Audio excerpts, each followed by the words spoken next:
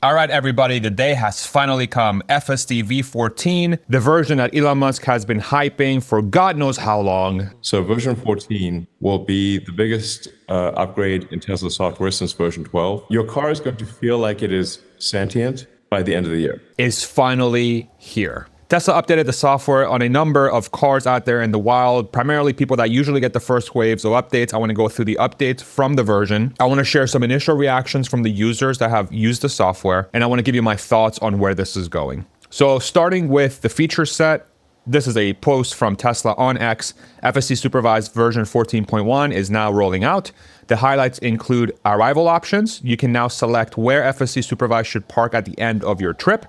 Either a parking lot, on the street, driveway, parking garage, or curbside. I will show you those specific buttons and the behavior and what it looks like. A new driver profile, which is sloth, lower speeds and more conservative lane changes compared to chill. Chill is already the slowest version that Tesla has on V13, and I guess they went one slower for people that really want to go slow. And you should also notice overall improvements in smoothness and confidence. This is what some of the features look like. This is from Tesla Soft Update on X. Thank you so much for making this post. On the screen, you'll see that there's a self-driving icon that is blue now. That signifies that it's on. And then you can also have a drop-down here to select your type of self-driving experience. Those profiles are, again, sloth, and then you have chill, standard, and hurry. You can see that the UI has been really improved here and made it a little bit cleaner, a little bit more usable for the average person who's not a crazy techie like we are following this stuff so closely. And then the one feature to select how you want to arrive at your destination, this is what it looks like. So at the destination,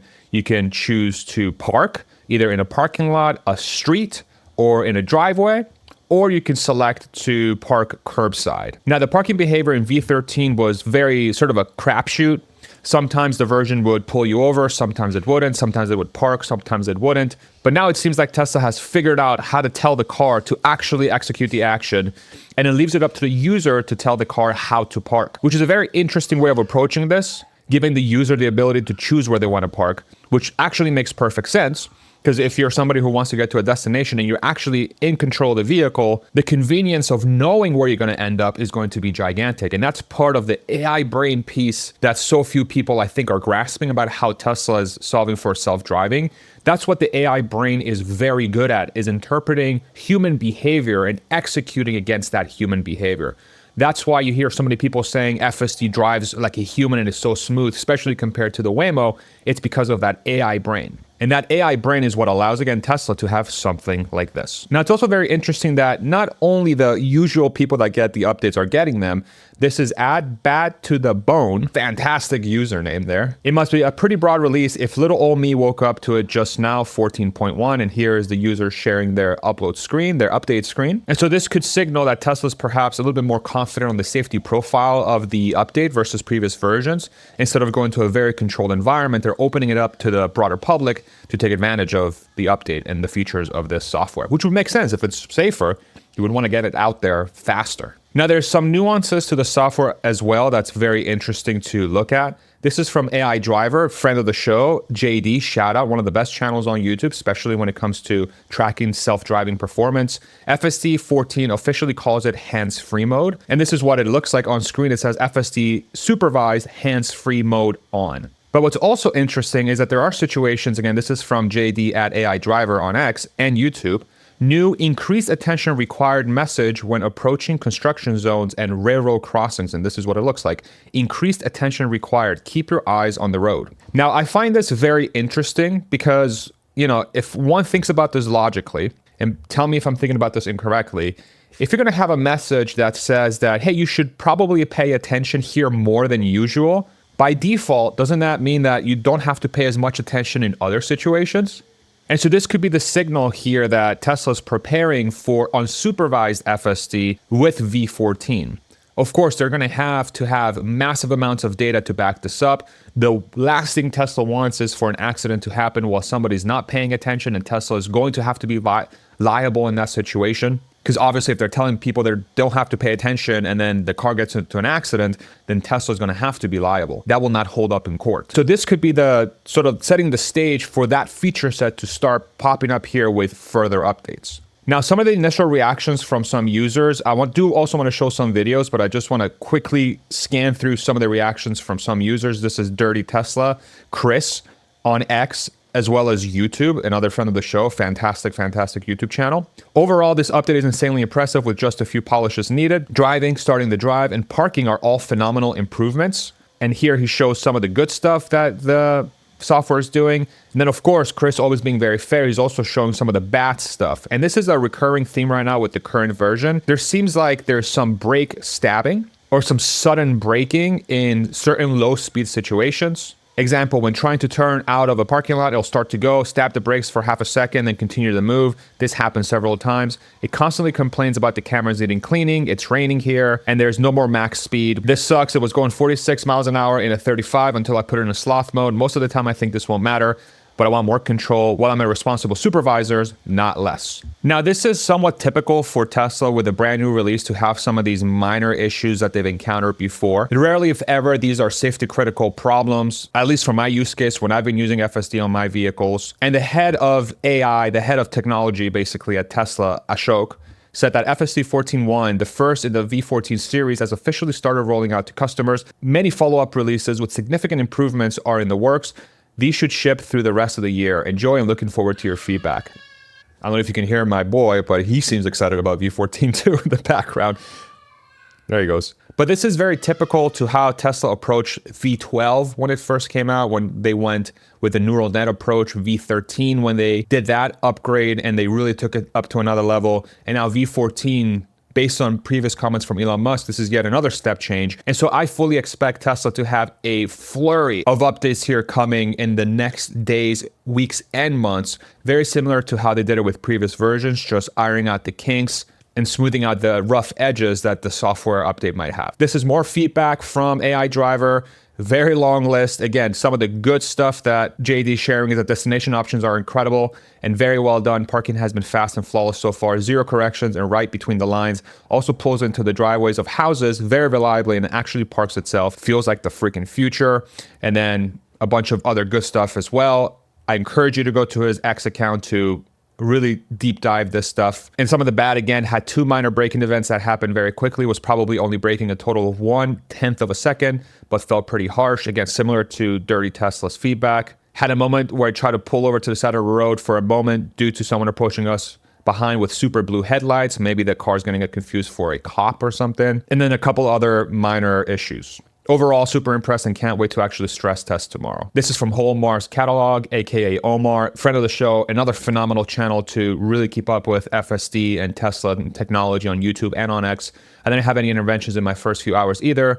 Worst I saw was some jerkiness and sudden stops. This is in reply to Zach at BLK MDL3, so Black Model 3. Another great account on X, 6 drives in with FSD v14 so far, 0 interventions as of now. We'll keep pushing on through the night. Here's Zach sharing his experience as well, 10 drives with FSD 14.1, and here are all my thoughts. First of all, wow, 0 disengagements or interventions thus far. He goes through a huge list of stuff that he enjoyed and saw. Very similar feedback from the other guys that have had access so far. And now here, I want to show you guys some videos as well. So this is FSD pulls through narrow gate. V13 could never make it, try many times. This is from JD. As you can see here, he puts the car in drive. It pulls out of the spot where it was parked. And there's the narrow gate, the one that it was struggling with before. And looks like it's being very calculated. You can see it on the screen there as well, how close it is to either side, and it goes through and makes it out of the gate. And now here's a video from Zach. FSD 14 enters a Century City parking garage, pulls up to the ticket dispenser, waits for me to take a ticket, then pulls into the garage and finds the spot. Insane. So here it is. There's the gate. You can see yellow gate. There's the parking thing, the parking ticket machine. Zach takes the parking ticket, the car's waiting for the gate to go up, the gate goes up, and off goes the car, and it makes a right into the parking garage. Now, Zach didn't share the full experience in the parking garage, so if somebody's got FSD out there, V14, show us some parking garage behavior. That would be super sick to see. Hopefully I get on my Cybertruck soon. I have some news about that, actually. And here's another video from JD. First FSD 14 parking job, 10 out of 10, pulled in perfectly in one shot. As you can see here, it's going to make a right on this road. And here on the left, you can see those new drop downs as well that we were talking about, what it looks like. It looks like you have the drop down right there to set the speed. And the car's entering a parking lot. Made a left. Looks like it's finding a spot. I'm curious to see how it actually decides what parking spot to park in.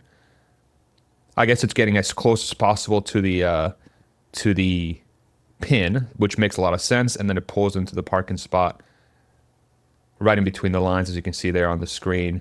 Parks itself real nice, and then it goes into park, and then it allows the user to leave the car. Now, for those of you like me that are waiting for FSD 14 to come out on the Cybertruck, here's Ashok giving an update on this as well. The Cybertruck account on X was asking for FSD v14, and then Ashok said, "We got you, coming soon." And of course, me being super excited, I can't wait to get it in 2026 because freaking Cybertruck's behind on everything. Now, of course, like we said before, all of this is gearing up Tesla to go the unsupervised route, which is where Tesla's going to get most of the benefit from the software. Right now, even with this version, it still looks like you have to pay attention with varying degrees of intensity, it looks like. But there was a post from Elon Musk from a few weeks ago, actually a couple months ago now, that was replying to CERN Basher, another great account following Tesla, in response to a comment about Tesla removing the safety monitors, the safety drivers out of the Bay Area, or the monitors out of Austin, in relation to this new V14 version. And Elon Musk replied to this saying, "This will substantially reduce the need for driver attention, but some complex intersections, heavy weather, or unusual events will still require attention. Note, the Austin Robotaxi FSD build is about 6 months more advanced than what is available in cars in America, and there are some additional breakthroughs in Tesla AI that will make the car feel eerily human." So it probably stands to reason here that the version in today's cars that people have are roughly the same version that Tesla used to launch Robotaxi in Austin back in June. And the current versions in the fleet right now in both Austin and the Bay Area, especially those versions that have the screen showing a gold line behind the car or in front of the car instead of a blue line, my guess is that that's going to be the version that Tesla's going to push at the beginning of next year, probably in the first quarter. And my guess is that that gold line is unsupervised. That's the version that's going to allow people to just straight up not have to pay attention. And they're validating this using the Robotaxi network, which is a brilliant way of actually getting the data and the safety necessary to get there. Because as they're testing this new improved version, that's not going to need anybody to pay attention to it because it's so safe. At the same time, they're collecting fares. This is a paid service in the Bay Area and in Austin where Tesla's charging riders for rides from point A to point B, oftentimes significantly less than Uber, especially in Austin here. From my experience, every Robotaxi ride I've taken is far less than Uber, oftentimes less than half. And so while they're collecting that data and testing unsupervised, they're also going to make money. They're going to prove out the model for investors for the unsupervised version. And then with enough data and enough confidence, it's going to go out to the fleet. And then customers are going to be able to take advantage of the unsupervised version, which I will guess Tesla's going to charge a premium for. I don't think they're going to keep it at $99 per month for unsupervised. They'll probably have supervised at $99, and then unsupervised will be something more. I would be very surprised if that's not the case. Now, I could be wrong, and they release unsupervised for $99 a month, and then all hell breaks loose. But just given that an unsupervised car as a Robotaxi, as an example, can make so much money over time, and I've shared my models about this stuff if you're interested in that, not financial or investment advice, but a car that can drive itself without anybody having to pay attention, without a driver, is significantly more valuable than one where people have to pay attention, because you can get a lot more utility out of it while you're sleeping and can be doing rides for you on your behalf. It can make money for you. While you're working, you can be doing that. Or you can just own a fleet of self-driving cars and operate them as a freaking taxi network or whatever you want. And then Tesla is going to make probably 10, 20, 30% on every mile that gets driven on its network using unsupervised self-driving as a Robotaxi. And so this is a huge moment for Tesla. For Tesla investors that have been following the story closely, this is going to mark potentially the beginning of a new leg of growth from an earnings perspective. Again, not financial or investment advice, but this has been Tesla's and Elon Musk's stated goal from the very beginning, is to get to this point so they can start realizing the physical AI business that they've been trying to build for the last 7 to 8 years. Of course, it has to be extremely safe. It has to be usable. It has to work in basically every place that it navigates in. It has to be reasonably priced. But if it works, if it's something that actually works and people don't have to pay attention while a car is driving them from point A to point B, then the business case writes itself. the demand will be there for that product for decades potentially. And Tesla will likely have a tough time making enough cars to satiate that demand for the foreseeable future, as long as the technology works.